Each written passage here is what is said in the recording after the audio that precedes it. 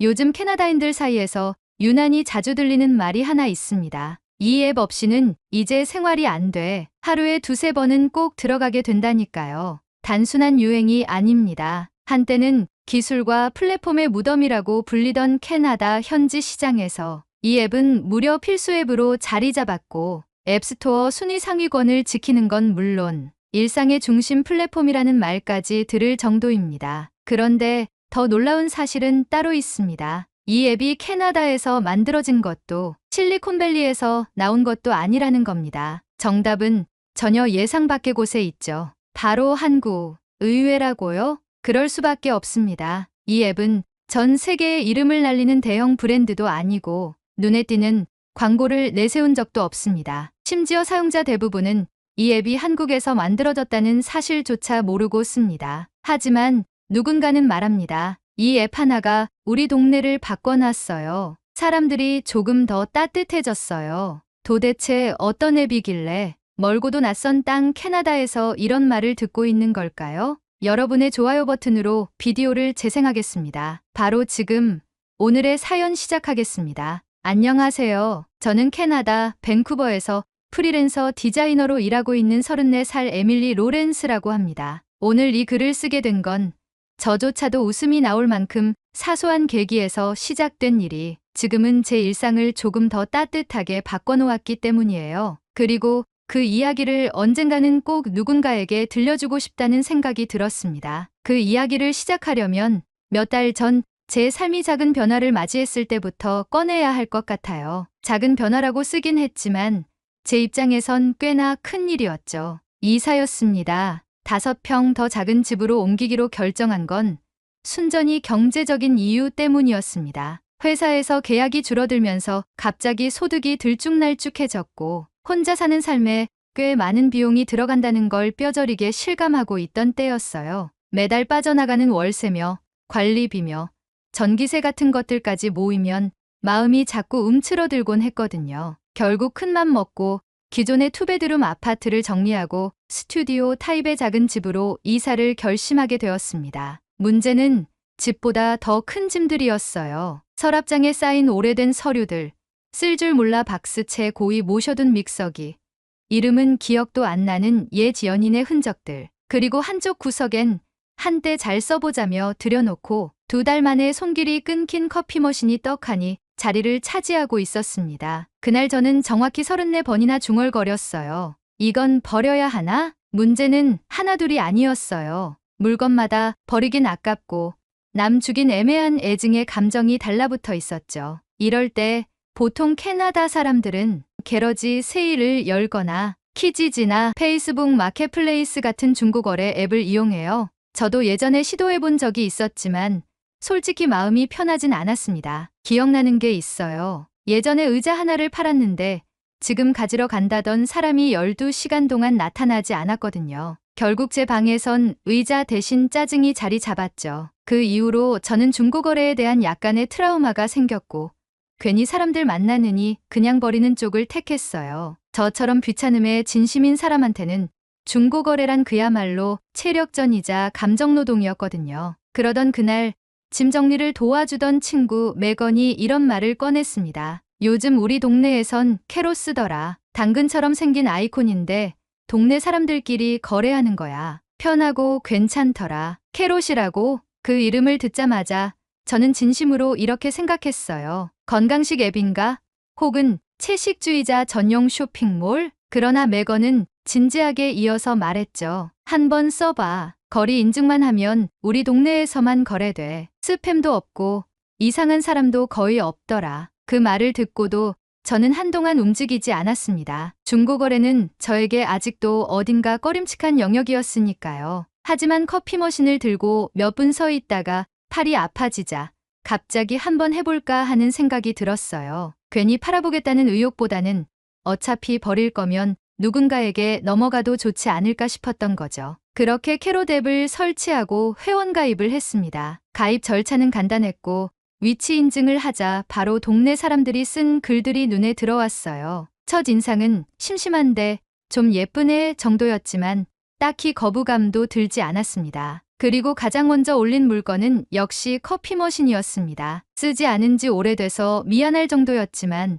작동은 잘 됐고 사진도 최대한 곱게 찍어서 올렸습니다. 가격은 아주 낮게 거의 무료에 가깝게 설정해두고 말이죠. 그런데요. 정말 놀라운 일이 벌어졌습니다. 등록한 지 10분도 채 지나지 않아 메시지가 도착했거든요. 남편이 커피 머신을 정말 좋아해요. 커피 마시러 가도 될까요? 정말로요. 그 문장을 처음 읽었을 땐 심장이 철렁했습니다. 잠깐만요. 지금 이건 기계를 얘기하는 거죠? 사람이 아니라 커피를 마시러 오겠다는 건가요? 우리 집으로 거래 앱을 처음 써보는 저로서는 상상조차 못했던 친밀한 표현이었고 너무 갑작스러운 반응에 잠시 머릿속이 하얘졌습니다. 혹시 앱 사용을 잘못한 건가?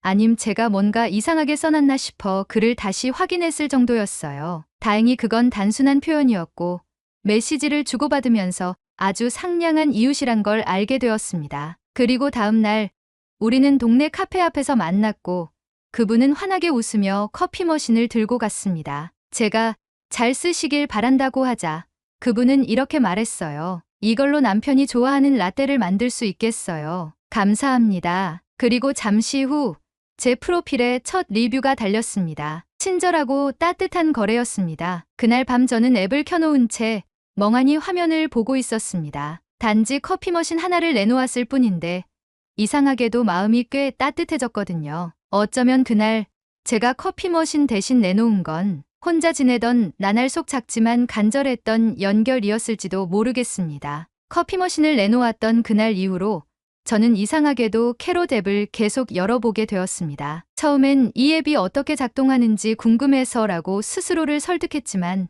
사실은 그게 아니었습니다.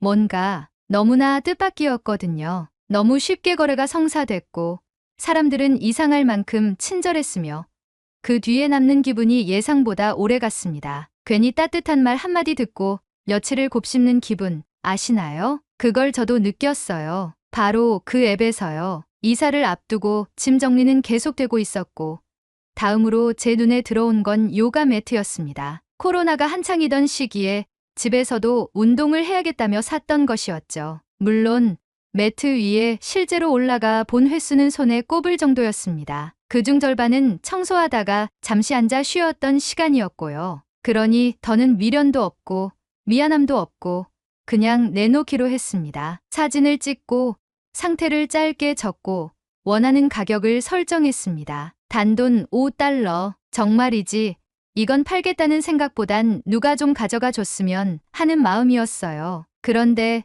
또 놀라운 일이 벌어졌습니다. 이번엔 20살쯤 되어 보이는 대학생이 연락을 주었고 메시지에는 이렇게 적혀 있었어요. 혹시 매트 아직 있나요?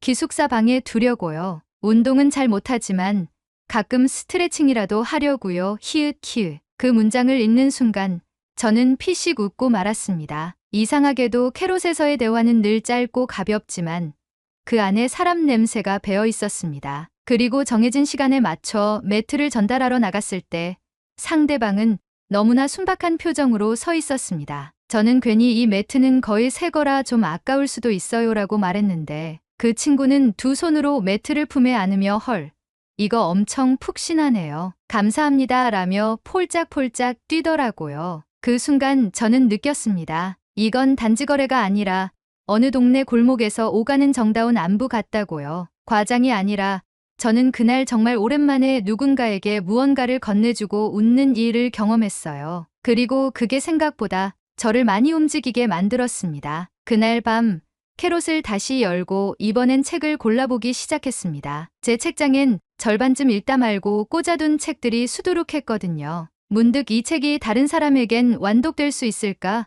하는 생각이 들었고 그렇게 해서 한 권, 두 권, 세 권 총 5권의 책을 사진으로 찍어 올렸습니다. 각각 상태도 다르고 제 감정도 조금씩 달랐지만 설명은 최대한 간단하게 썼습니다. 중간쯤 밑줄 몇 줄 있어요. 그래도 내용은 멀쩡해요. 놀랍게도 그 책들도 며칠 안 돼서 다 팔렸습니다. 심지어 한 권을 사러 온 사람은 아이를 데리고 왔는데 아이를 달래며 이 작가 좋아하시나 봐요?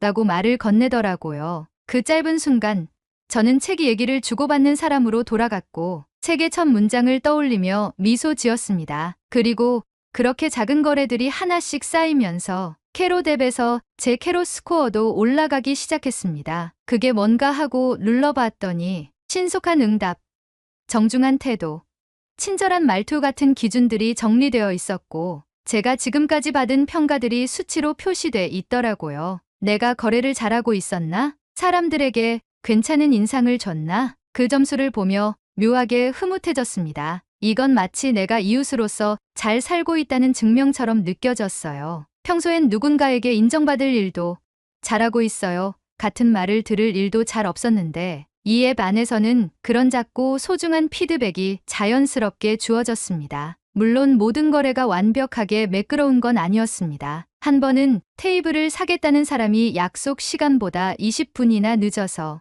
역시 중고거래는 쉽지 않네 하고 속으로 투덜거렸는데 도착한 상대방은 다리를 저는 상태로 서 있었어요. 아무 말 없이 미안한 눈빛만 가득 담아 죄송해요.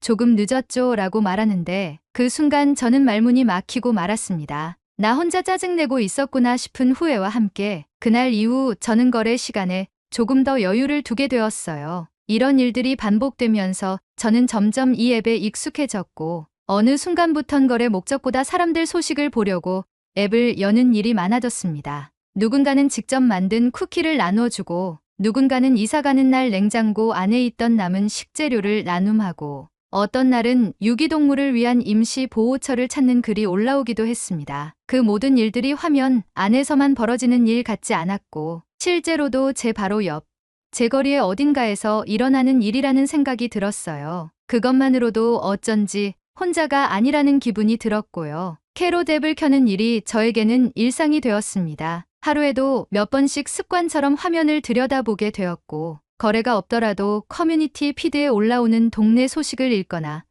누군가의 무료 나눔 글을 눌러보는 일이 자연스러워졌어요. 마치 아침에 날씨 앱을 확인하듯 동네의 소소한 변화들을 체크하는 것처럼요. 이쯤 되면 저도 인정할 수밖에 없었습니다. 저는 캐롯을 좋아하게 되었고 그 속에 머물고 싶어졌다는 걸요. 그러던 어느 날 앱 안의 커뮤니티 피드에서 우연히 하나의 게시글을 보게 되었습니다. 제목은 이렇게 시작되었어요. 캐롯이라는 이름 왜 그런지 아세요? 처음엔 별 생각 없이 스크롤을 넘기려다가 무언가 이상하게 마음이 멈칫했습니다. 그동안 캐롯이라는 이름이 귀엽다고는 느꼈지만 그게 어떤 뜻인지 고민해 본 적은 없었거든요. 주황색 당근 아이콘, 부드러운 글꼴, 단순하면서도 친근한 구성. 어쩌면 그 모든 게 감각적 디자인이라고만 생각했는지도 모르겠습니다. 그런데 그 게시글 안에 써있는 문장은 제 눈을 붙잡아 버렸습니다. 캐롯은 당신의 근처 마켓을 줄여 만든 말입니다. 영어로는 Your neighborhood market이죠.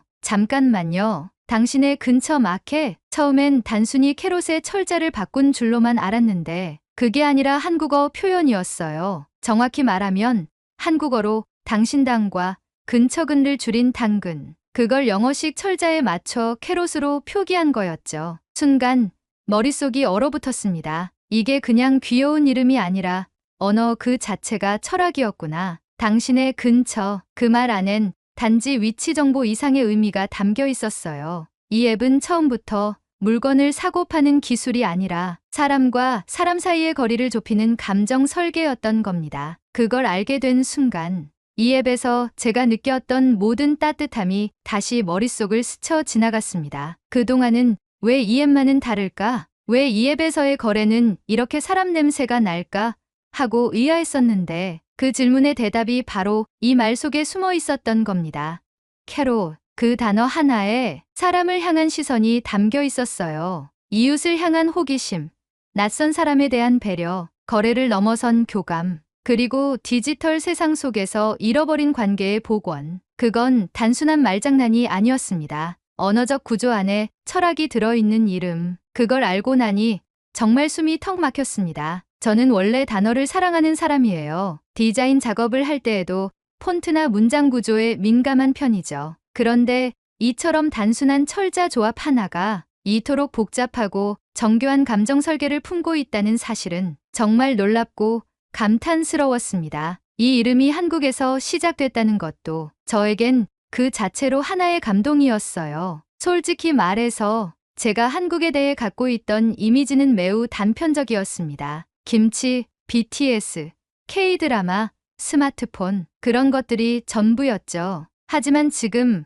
캐롯이라는 한 단어를 통해 저는 그 나라의 사람을 대하는 방식을 엿본 느낌이 들었습니다. 멀리 있는 누군가와 연결해주는 것이 아니라 당신의 근처에 있는 사람과 신뢰를 쌓게 해주는 구조. 그게 바로 이 앱의 본질이었고 그것이 이름 안에 고스란히 담겨 있었던 거예요. 캐롯 스코어도 다시 보이기 시작했습니다. 그저 매너 점수가 아니라 내가 오늘 누군가에게 어떤 사람이었는지를 보여주는 기록. 응답이 빨라요. 친절했어요. 거래가 즐거웠어요. 이 짧은 문장들이 이제는 가볍게 보이지 않았습니다. 그건 하루하루 살아가는 사람들 사이에서 괜찮았어요. 고마웠어요. 덕분이었어요 라는 말의 다른 표현이었던 거죠. 그제야 저는 깨달았습니다. 내가 왜 이 앱에 끌렸는지, 왜 이 작은 플랫폼이 자꾸 내 마음을 건드리는지. 처음엔 단지 중고 물건을 거래하기 위해 설치했던 앱이었어요. 하지만 어느새 저는 그 안에서 사람을 만나고 작은 진심을 나누고 이유지라는 단어를 다시 생각하고 있었던 겁니다. 그리고 이 모든 게 한국이라는 나라의 철학 위에서 만들어졌다는 사실은 저에게 정말 깊은 감동이었습니다. 그날 밤 저는 핸드폰을 내려놓지 못하고 캐롯의 로고를 한참 바라보았습니다. 그 주황색 당근 속에 정말로 당신의 근처가 담겨 있었던 거예요. 이사를 마치고 난 뒤 저는 생각보다 빠르게 새 집에 적응해 갔습니다. 예전보다 훨씬 작아진 공간이었지만 오히려 마음은 훨씬 가벼워졌어요. 버릴까 말까 망설이던 짐들을 손에서 놓고 나니 그 자리에 여유와 숨 쉴 틈이 들어오기 시작했습니다. 그런데 이상한 건 정리해야 할 물건이 다 정리된 이후에도 저는 여전히 캐롯 앱을 켜고 있더라는 거예요. 그건 단지 중고거래를 위한 앱이 아니게 되어버렸다는 걸 저 자신이 제일 먼저 눈치채고 있었던 거죠. 요즘 제 일상은 이런 식으로 흘러갑니다. 아침에 일어나면 날씨 앱을 확인하고 그 다음엔 캐롯 커뮤니티 피드를 엽니다. 누가 오늘 어떤 나눔을 했는지, 누가 분실물을 찾고 있는지, 어떤 사람이 화분을 무료로 나눈다거나 이삿짐을 싸면서 냉장고 정리를 한다는 글을 올렸는지를 살펴보는 거죠. 그렇게 시작된 하루는 왠지 모르게 마음이 느슨해진 상태로 흘러갑니다. 카페에 앉아 노트북을 켜기 전에도 저는 한 번쯤 캐롯을 열어 누가 무슨 얘기를 하고 있는지 확인하곤 해요. 이 앱이 없던 시절에는 저는 제 동네에 누가 살고 있는지조차 몰랐습니다. 대체로 사람들과의 관계는 필요한 만큼만 유지하는 것이 도시의 예의라고 여겨왔고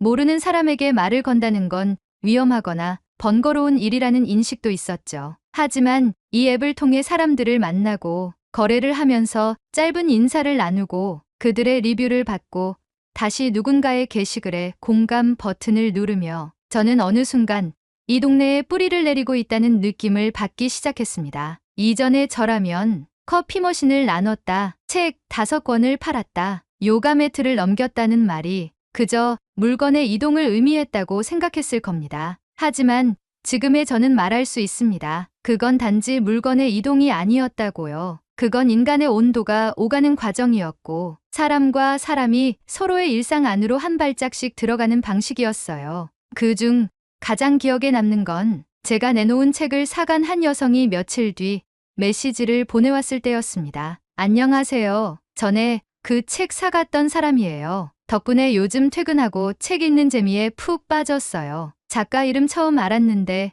또 다른 책도 찾아보려고요. 정말 고맙습니다. 단지 한 권의 책을 거래했을 뿐인데 그로 인해 누군가의 밤이 달라졌다는 메시지를 받은 순간 저는 핸드폰을 꼭 쥐고 잠시 아무 말도 하지 못했습니다. 그게 바로 캐롯이었어요. 그냥 사고 파는 게 아니라 나도 몰랐던 내 진심이 누군가에게 전해지는 경험. 그 이후로 저는 뭔가를 팔기 위해서가 아니라 나눌 수 있다는 이유 하나만으로도 게시글을 올리기 시작했습니다. 잘 쓰지 않는 머그잔, 옷장에 오래 걸어두었던 재킷, 아예 쓴 적이 없는 미니 스케치북 세트. 다시 누군가의 손에 닿을 수 있다면 좋겠다는 마음으로 이건 쓰시던 분이 더 잘 쓸 거예요 라는 문장도 함께 덧붙이며요. 그리고 또 하나, 제가 이 경험을 통해 가장 크게 바뀐 건 사람을 바라보는 시선이었습니다. 전에는 거래 상대를 대상으로만 봤어요. 약속을 잘 지킬까?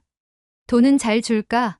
같은 조건적인 시선이 먼저였죠. 하지만 지금은 다릅니다. 그 사람이 남긴 프로필 문구, 선택한 프로필 사진, 거래를 하며 주고받는 말투까지 그 안에서 누군가의 성격과 마음을 읽으려는 노력이 생겼어요. 이 사람도 나처럼 따뜻한 말을 듣고 싶어 하지 않을까? 이 사람도 내가 믿을 수 있는 사람이라는 걸 느꼈으면 좋겠는데, 이제는 그런 마음을 담아 메시지를 쓰고 후기를 남기고 내 매너 점수인 캐롯 스코어를 볼 때마다 그게 사람과 맺은 관계의 기록이라는 걸 실감하게 됩니다. 이런 변화는 단지 앱 하나 때문만은 아니었을 겁니다. 그 앱에 담겨 있던 철학, 당신의 근처라는 말에 담긴 의도, 그리고 그 철학을 설계한 사람들이 멀리 있는 누군가가 아니라 바로 내 곁에 있는 사람을 믿자고 말하고 있었기 때문에 저는 그 말에 고개를 끄덕일 수 있었던 거예요. 어느 날 친구가 물었습니다. 그 앱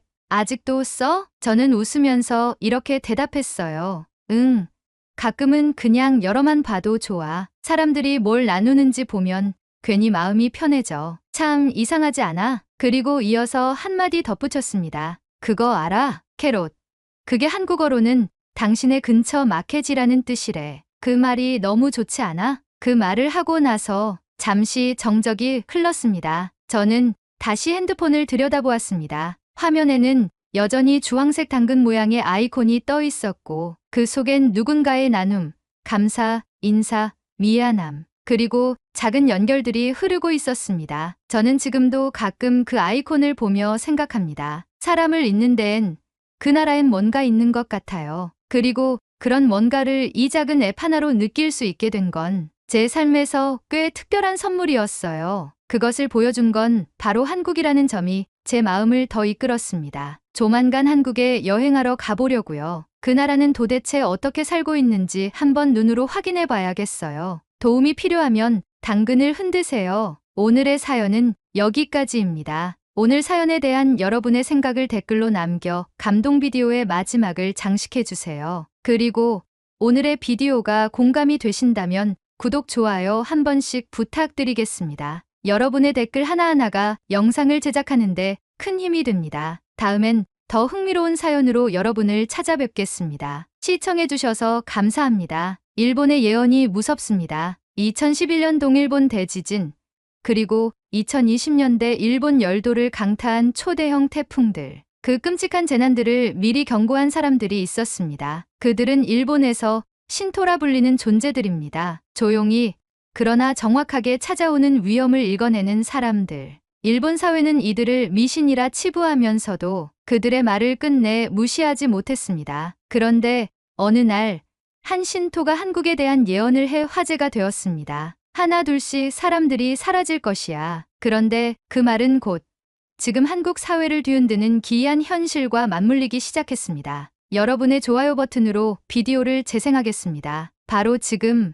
오늘의 사연 시작하겠습니다. 안녕하세요. 저는 미사키 유이코라고 합니다. 올해로 29이고요. 일본 도쿄 근교에서 태어나고 자랐으며 지금은 서울에서 직장 생활을 하며 살아가고 있습니다. 이 글을 쓰게 된 데에는 조금 특별한 이유가 있어요. 며칠 전 우연히 본 한 영상 때문인데요. 독일의 유명 유튜버가 만든 다큐멘터리였는데 제목이 이랬습니다. 한국은 끝났다. 처음엔 제목이 너무 과장된 것 같아서 그냥 지나치려 했습니다. 그런데 그 영상이 어쩐지 이상하게도 제 발걸음을 멈추게 했어요. 영상 속에서 말하는 한국의 미래는 제가 몇 년 전부터 들었던 이야기들과 너무도 닮아 있었거든요. 그리고 그때 떠오른 사람이 있습니다. 바로 제 외할머니였어요. 이야기를 본격적으로 시작하기에 앞서 잠시 제 과거를 말씀드려야 할 것 같아요. 제가 일본에 있을 때 저는 도쿄 시내에 있는 중소 마케팅 에이전시에서 근무했었습니다.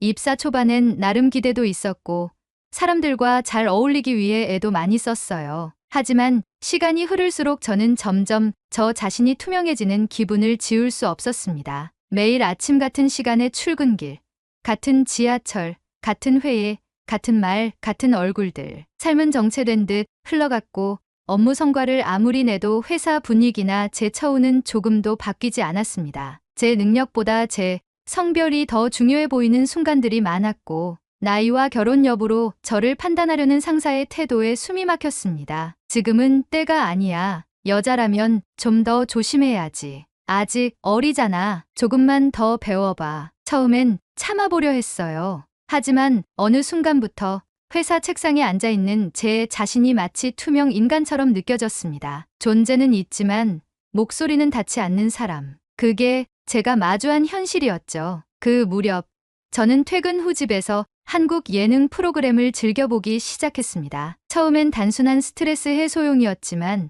점점 그 안에 사람들과 문화, 그리고 분위기에 마음이 끌리기 시작했어요. 한국인들의 대화는 격식보다는 솔직함이 먼저였고, 회사에서의 인간관계도 훨씬 수평적인 분위기처럼 느껴졌습니다. 무엇보다 놀라웠던 건 한국 콘텐츠에서 그려지는 남성상이었어요. 섬세하고 따뜻하며 상대를 존중할 줄 아는 모습. 제가 일본에서 흔히 겪었던 묵묵함이라는 이름의 무관심과는 전혀 다른 세계였습니다. 물론 현실과 드라마는 다르겠지만 적어도 그 안에는 제가 꿈꾸던 세계가 있었습니다. 그때 문득 이런 생각이 들었어요. 지금이라면 한국에서 다시 시작할 수 있지 않을까? 지금 여기서 살고 있다면 나는 달라질 수 없을지도 몰라. 그 막연한 기대는 점점 구체적인 결심으로 변해갔습니다. 한국어 공부를 다시 시작했고, 이력서를 준비했고, 마침내 서울에 있는 한 스타트업에서 인터뷰 제안을 받게 되었죠. 그제야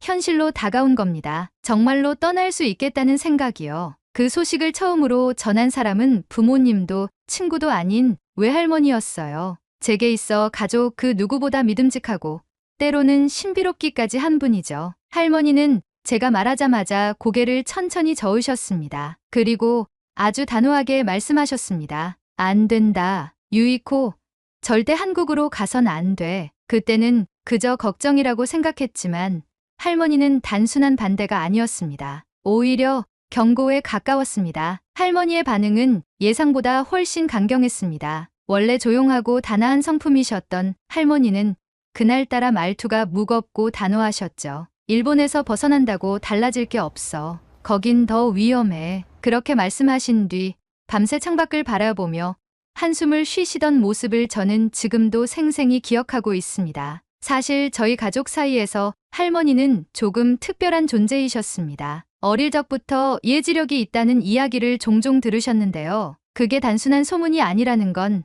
몇 차례 실제로 증명된 적이 있었습니다. 제가 중학생이던 해 한밤중에 집을 나가자는 할머니의 말에 따라 모두가 피신했던 적이 있었는데 바로 그날 새벽 저희 동네 근처에서 큰 지진이 발생했거든요. 아무도 예측하지 못했던 일이었지만 할머니는 마치 어딘가로부터 신호를 받은 사람처럼 움직이셨어요. 또 작년에는 여름 태풍의 진로를 미리 짐작하셔서 가족 전체가 미리 대피 준비를 할 수 있었고요. 그런 경험이 누적되다 보니 저희 가족은 할머니의 말은 그냥 넘기면 안 된다는 공감대를 자연스럽게 갖고 있었습니다. 그래서였을까요? 이번에도 할머니가 그렇게 말씀하시자 부모님 역시 갑작스레 심각한 표정을 지으셨습니다. 아버지는 말없이 고개를 숙였고 어머니는 조심스럽게 제 손을 잡으셨어요. 유이코, 지금 한국이 좋아 보일 수 있지. 하지만 너무 빠르게 변하는 나라일수록 그만큼 위태로워질 수도 있는 거야. 어머니는 그렇게 말씀하시며 여기서 조금만 더 기다리면 좋은 기회가 또 올 거야 라고 다독이셨습니다. 하지만 그 말이 위로로 들리지는 않았습니다. 제가 한국을 선택한 건 단지 일자리가 있어서도 연봉이 높아서도 아니었습니다. 지금까지의 삶에서 느끼지 못했던 가능성과 꿈이라는 단어가 어쩌면 한국에서는 조금은 현실이 될지도 모른다는 그 감정 때문이었거든요. 처음엔 많이 흔들렸습니다. 할머니의 말도 부모님의 우려도 모두 이해가 되었으니까요. 실제로 저도 한국 사회에 대해 다 알지는 못했고 드라마와 예능만으로 판단할 수 없다는 것도 알고 있었습니다. 하지만 그렇다고 해서 지금처럼 숨 쉬는 것조차 조심스러운 일상을 계속 견딜 수 있을까 자문하게 됐습니다. 결국 저는 마음을 굳혔습니다. 한국 기업과의 화상 면접에서 합격 통보를 받고 며칠 뒤 가족에게 다시 제 의사를 전했습니다. 이번엔 예전보다 단호하게 말했어요. 이건 단지 일자리를 위한 결정이 아니에요.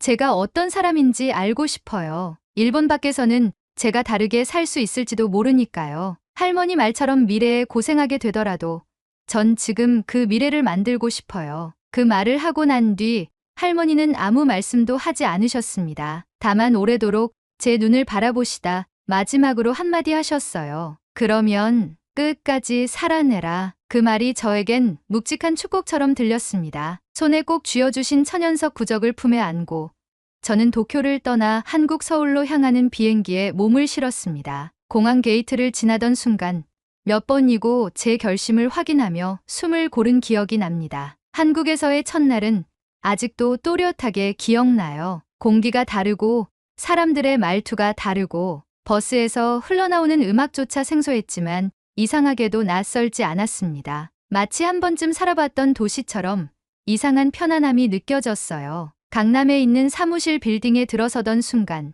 제 심장은 마치 다시 태어난 것처럼 두근거렸습니다. 그리고 그렇게 저는 서울에서의 새로운 삶을 시작하게 되었습니다. 한국에서의 삶은 생각보다 훨씬 빠르게 안정을 찾아갔습니다. 처음엔 언어의 장벽이 조금 있었지만 회사에서는 영어와 일본어가 혼용되는 팀 환경 덕분에 큰 어려움 없이 적응할 수 있었고 팀장인 한지훈 씨를 비롯해 동료들도 외국인 직원에게 굉장히 친절하고 배려 깊었습니다. 출근 첫날 사무실에서 제게 꽃다발을 주며 환영해주던 그 따뜻한 분위기는 아직도 잊을 수 없어요. 저는 합정에 있는 작은 오피스텔을 한국에서의 첫 자취방으로 잡았어요. 회사까지는 지하철로 15정거장 정도 떨어져 있는데 매일 출퇴근길에 서울의 에너지를 온몸으로 느끼며 걷는 그 시간이 저는 참 좋았습니다. 일본에서는 단 한 번도 출근길이 설렌다고 느껴본 적이 없었는데 여기선 이상하게 아침마다 기분이 좋았어요. 길거리의 카페에서 흘러나오는 음악, 편의점 앞을 바쁘게 지나가는 사람들, 뒷골목을 지나는 청년들의 웃음소리 무언가 꿈틀대는 생기 같은 게 느껴졌거든요. 그렇게 한국에서의 새로운 일상이 차츰 자리를 잡아가던 어느 날 할머니께서 보내신 편지 한 통이 도착했습니다. 종이로 된 편지는 정말 오랜만이었어요. 일본어로 곱게 써내려간 필체를 보는 순간 괜히 눈가가 붉어졌습니다. 편지지엔 이런 내용이 적혀 있었습니다. 유이코야, 내가 선택한 길을 끝까지 응원할 순 없지만 내 마음은 이해한다. 하지만 한 가지만 꼭 기억해라. 한국은 지금의 빛나는 모습으로 오래가지 못할 수도 있다. 그곳은 이미 늙고 있어. 다만 아직은 젊은 척하고 있을 뿐이다. 처음엔 무슨 말인가 싶었어요. 하지만 편지 말미에는 더 구체적인 설명이 이어졌습니다. 2060년이 되면 한국의 절반이 노인이 될 거다. 젊은 사람은 사라지고 일할 사람이 없어지고 나라 자체가 무너질 수도 있다. 출산율은 바닥이고 젊은이들은 힘들어 결혼도 안 하려고 할 거야. 너도 결혼을 못 할 수도 있다. 하지만 넌 결혼을 할 수 있게 할머니가 기도하고 있단다. 유이코, 한국의 현재 모습은 괜찮아 보여도 그 빛이 사라지는 건 순식간일지도 모른다. 항상 조심하고 언제든 돌아오려면 돌아오려무나. 일본도 한국과 별 다를 바 없지만 경기가 침체되면 모든 인간은 남 탓을 하기 마련이지. 일본을 싫어하는 한국도 예외는 아닐 거다. 항상 정신을 똑바로 차리고 살아야 한다. 할머니는 예언이라고는 하지 않으셨지만 저에겐 그 말들이 마치 시간의 틈을 넘어온 미래의 목소리처럼 들렸습니다. 할머니는 과거에도 여러 재해를 예측해낸 분이셨어요. 이번엔 자연재해가 아니라 하나의 나라가 맞이할 운명을 느끼신 게 아닐까 하는 생각도 들었습니다. 그 편지를 읽고 며칠간 저는 몹시 불안해졌습니다. 출근길 지하철 안에서, 회사 복도에서, 점심을 먹던 식당에서조차 저는 자꾸만 사람들의 얼굴을 바라보게 되었어요. 정말로 젊은 사람이 줄어들고 있는 걸까? 아이들이 울고 웃는 소리가 점점 줄어드는 걸까? 이 사회가 겉으로는 활기차 보이지만 내면에서는 조용히 붕괴되고 있는 건 아닐까? 그 무렵 회사에서 신입사원을 뽑기 위한 인턴 채용이 있었는데요. 그때 한지훈 팀장님과 이런 대화를 나누게 되었습니다. 팀장님, 요즘 한국에선 청년 취업이 어렵다는 말이 많더라고요. 응, 맞아. 사실 회사도 몇 년 전보다 채용이 줄어들었지. 출산율도 떨어지고 인재풀이 점점 좁아지고 있어. 그럼 앞으로는 더 힘들어지는 걸까요? 그럴 수도 있지. 그래서 우린 지금 더 많이 준비해야 해. 미래를 대비하려면 지금부터 바꿔야 하니까. 그 말에 저는 묘한 충격을 받았습니다. 일본에서는 그건 국가가 할 일이야 라는 말이 너무 흔했거든요. 그런데 여기선 우리가 바꿔야 한다고 말하는 사람이 있었습니다. 한국이라는 나라는 여전히 위태롭고 불안한 현실 속에서도 스스로를 변화시키려는 의지를 가진 사람들이 살아가는 곳이라는 걸 저는 그제야 어렴풋이 느끼기 시작했어요. 그럼에도 불구하고 제 마음 한구석엔 여전히 불안이 남아 있었습니다. 할머니가 말한 그 사라지는 빛이라는 표현이 자꾸만 머릿속에 맴돌았거든요. 과연 내가 택한 이곳이 시간이 흘러도 빛을 잃지 않을 수 있을까? 그 의문은 며칠 뒤 어느 영상 하나를 통해 다시 현실이 되었습니다. 그리고 그 순간 저는 다시 할머니의 말이 떠오르며 서늘한 전율을 느끼게 됩니다. 그날은 평소처럼 시작된 평범한 하루였습니다. 오전 회의가 끝난 직후 회의실에서 나오던 와중 평소와 다르게 사무실 안쪽에서 묘한 분위기가 느껴졌습니다. 팀 막내 민재 씨가 다소 격앙된 목소리로 와 이건 좀 너무한데라고 말하자 옆자리 윤희 씨가 스마트폰을 들여다보며 고개를 갸웃거렸습니다. 뭔데요? 제가 조심스레 묻자 윤희 씨는 화면을 보여주며 말했습니다. 독일의 구독자 수가 많은 유명 유튜버가 이런 영상 올렸어요. 한국은 끝났다 라고요. 지금 난리예요. 한국에 대한 분석 영상인데 출산율 문제부터 시작해서 진짜 세게 말하더라고요. 순간 심장이 철렁했습니다. 한국은 끝났다는 그 5단어가 낯설지 않았기 때문입니다. 그곳은 이미 늙고 있어. 다만 아직은 젊은 척하고 있을 뿐이다. 외할머니가 제게 보내셨던 편지의 문장이었습니다. 그때는 막연한 말이라고 넘겼지만 이 순간 그 말이 낯설게 들리지 않았습니다. 점심시간 저는 조용히 옥상으로 올라가 그 영상을 찾아 재생했습니다. 파란색 배경 위에 등장한 구체적인 숫자들이 화면 가득 펼쳐졌고 차분한 해설이 이어졌습니다. 대한민국의 출산율은 2023년 기준 0.72, 세계에서 가장 낮습니다. 지금의 구조가 유지된다면 앞으로 4세대 안에 전체 인구의 95%가 사라질 수 있습니다. 숫자뿐만이 아니었습니다. 영상은 인구 피라미드가 거꾸로 뒤집혀가는 모습을 시각화하여 보여줬습니다. 아래로 넓어야 할 아동 인구층이 점차 얇아지고 중간층이 사라지고 결국 노인층만이 탑처럼 쌓인 구조. 그것은 제가 교과서에서 본 인구 소멸, 국가의 단면과 같았습니다. 2060년에는 전체 인구의 절반 이상이 65살 이상이 됩니다. 이어서 등장한 장면은 서울 시내 풍경이었습니다. 출근 시간대인데도 거리에는 젊은이가 거의 없었습니다. 초등학교의 학생은 거의 없고 유치원은 적은 출산율로 인해 운영 중단 팻말이 붙었습니다. 병원 자리는 노인 요양원으로 바뀌었고 아이들을 위한 시설은 모두 노인에게로 돌아가고 있었습니다. 그때 어떤 불길한 예감이 머리끝까지 스며들었습니다. 할머니가 보여주신 그 편지. 거기에 적힌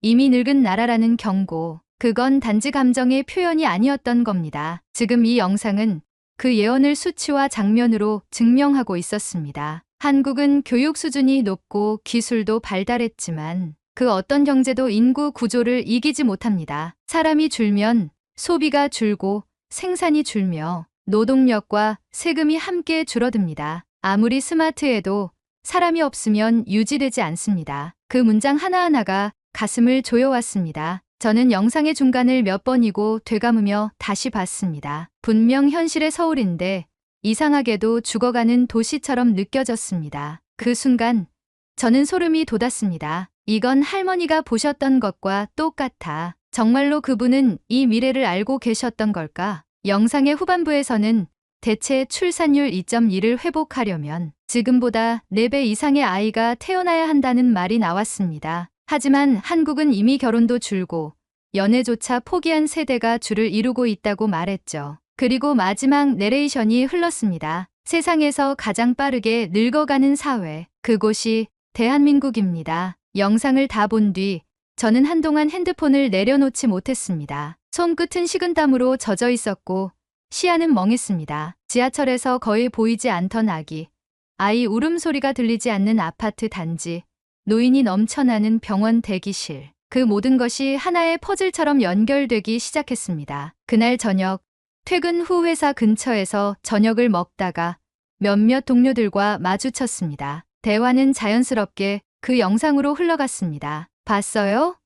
윤희 씨가 묻자 제가 고개를 끄덕였습니다. 저도 충격이었어요. 특히 그 내 세대 안에 인구 95% 감소, 그건 좀 심했어요. 심한 게 아니라 민재 씨가 조용히 말했습니다. 진짜 그렇게 될 수도 있다는 게 더 무섭죠. 팀장인 지훈 씨도 말을 보탰습니다. 그 영상 좀 불편하긴 해요. 우리에 대해 너무 잔인하게 말하니까. 근데 틀린 말은 아니에요. 우린 이미 알고 있었거든요. 그냥 애써 외면해왔던 거죠. 그 말에 저는 가슴이 쿵 내려앉는 기분이 들었습니다. 정말 이 사람들이 이 모든 걸 다 알고 있었던 걸까? 그날 밤 집으로 돌아오는 길, 마포대교 위에서 차창 밖을 바라보며 저는 스스로에게 묻고 있었습니다. 나는 지금 무너져가는 나라에서 꿈을 꾸고 있는 걸까? 이 모든 걸 알면서도 이곳에 있는 사람들은 왜 여기에 남아 있는 걸까? 그 질문이 제 마음속에 남았고 다음날 아침 저는 마침내 그 물음을 입 밖으로 꺼내게 됩니다. 그리고 그 대답은 제가 결코 예상하지 못한 곳으로 제 마음을 이끌게 됩니다. 그 질문은 원래 하지 않으려고 했습니다. 너무 무례한 말일 수도 있고 누군가의 마음을 불편하게 할지도 모른다고 생각했거든요. 하지만 지난밤 집으로 돌아가는 지하철 안에서 저는 계속해서 마음속으로 똑같은 의문을 되뇌고 있었습니다. 이렇게 미래가 불투명하다고 느끼는데 왜 그들은 이 땅을 떠날 생각을 하지 않을까? 그 답을 듣고 싶었습니다. 그래서 결국 회의가 끝나고 점심을 먹기 위해 다들 식당으로 각자 흩어지기 전에 저는 조심스럽게 말을 꺼냈습니다. 저기 실례일 수도 있는데요. 다들 혹시 진지하게 이민 갈 생각 해보신 적 있으세요? 말이 끝나자 주변이 잠깐 조용해졌습니다. 몇몇은 웃으며 어깨를 으쓱했고 어떤 동료는 자료를 내려놓으며 고개를 갸웃했습니다. 민재 씨가 가장 먼저 입을 열었습니다. 저요? 예전엔 많이 고민했죠. 호주로 간 친구도 있고 캐나다 워홀 갔다가 눌러앉은 형도 있어요. 근데 전 그냥 여기 있어 보려고요. 그 말에 저는 고개를 끄덕이며 살짝 웃었습니다. 그냥 무심한 답인 줄 알았거든요. 그런데 민재 씨는 잠시 침묵하더니 말을 이었습니다. 우리가 겪는 문제들 사실 다 알고 있어요. 출산율 낮고 취업 어렵고 집은 비싸고 노후는 불안하고. 근데요.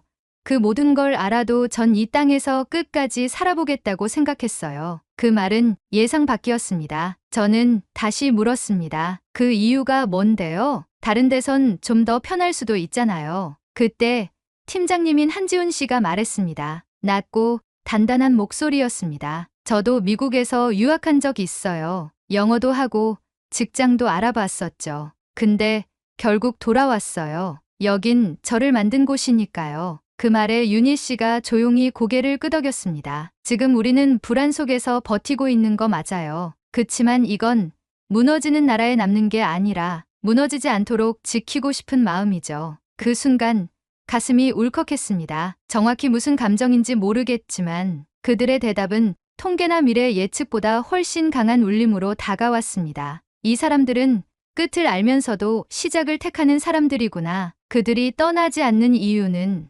어쩌면 더 나은 환경이 없어서가 아니라 이 땅에서의 시간과 추억, 책임과 연결된 기억 때문이라는 걸 그제야 이해하게 됐습니다. 한국은 망했다는 말보다 한국은 우리가 지켜야 할 곳이라는 말이 훨씬 조용하지만 단단하게 가슴에 남았습니다. 그날 밤 저는 오랜만에 할머니께 전화를 걸었습니다. 할머니는 다정한 목소리로 제 안부를 물으셨고 저는 영상 이야기를 꺼냈습니다. 할머니, 전해주신 편지에 쓰셨던 그 말 요즘 자꾸 떠올라요. 그 예언, 그 말씀이 너무 무서웠어요. 근데 제가 만난 사람들은 그런 미래를 알면서도 함께 살아가려는 사람들이에요. 이상하죠? 오히려 그게 저한텐 더 감동적이었어요. 전화기 너머로 할머니가 조용히 웃으셨습니다. 유이코야, 별이 사라질 수도 있지. 하지만 별이 사라진 자리에 새벽이 오는 법이란다. 그 말에 저는 눈시울이 뜨거워졌습니다. 할머니는 결국 제가 보고 오기를 기다리고 계셨던 겁니다. 그리고 그날 이후 저는 조금씩 달라졌습니다. 아직도 미래는 불안하고 한국의 사회적 문제는 산더미처럼 남아있지만 제가 선택한 이곳에서 함께 살아가고 싶은 사람들이 있다는 사실이 제 마음을 붙잡아 주었습니다. 그 중엔 제가 특별히 신뢰하게 된 사람도 있습니다. 바로 한지훈 팀장님이에요. 일에 대한 열정도 후배들을 대하는 태도도 매사에 성실하고 유연한 분인데 요즘은 종종 커피를 마시며 사적인 이야기도 나누게 되었습니다. 며칠 전엔 지훈 씨가 제게 이런 말을 하셨어요. 유이코 씨는 참 한국 사람 같다니까요. 제가요? 네.